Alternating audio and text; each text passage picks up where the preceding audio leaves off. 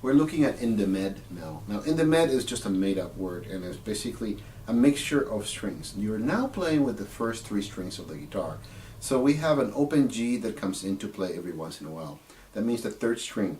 There is a bit of second fret on the third string in here, but now you have the E, the B, and the G strings to play with. It starts very slowly.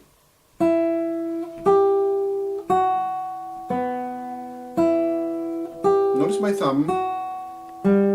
So I am bringing my thumb down to the third string to play that note, right? And then on the third measure, I'm playing on the eighth note. So it's really important to start this rather slowly. Now, there is another motive for this. This piece is also a canon, and we'll talk about it just in one sec. So here's the beginning of it, nice and slow. 1, 2, 3, 4.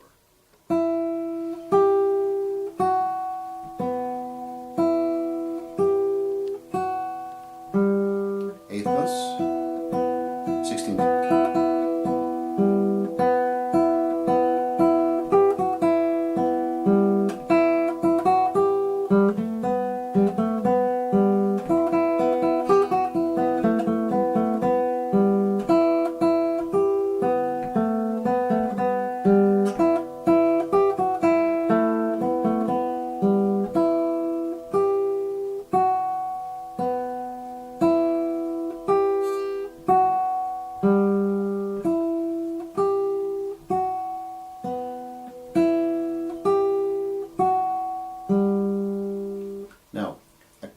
Is a piece that actually starts staggered. You might remember the row, row, row your boat gently down the stream. Somebody else comes in midway and you both keep on going through it. That's the same principle of this piece. So while somebody's playing the first measure, wait for that person to play the first measure, let them keep on going, but you start on your first measure while they're playing the second measure, and you keep on going through the piece that way.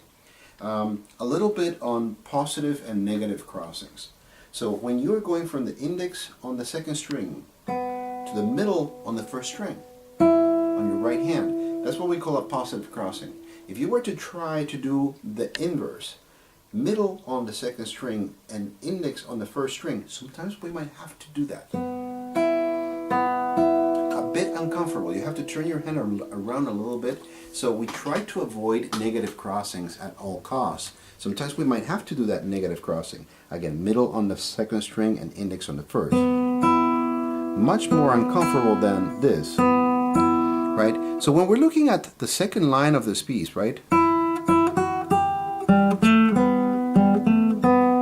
you have pure 16th notes right on that middle measure.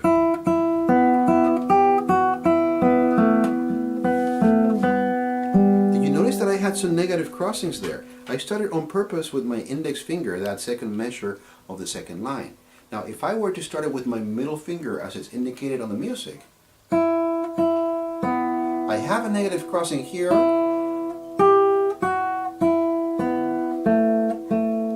positive crossing.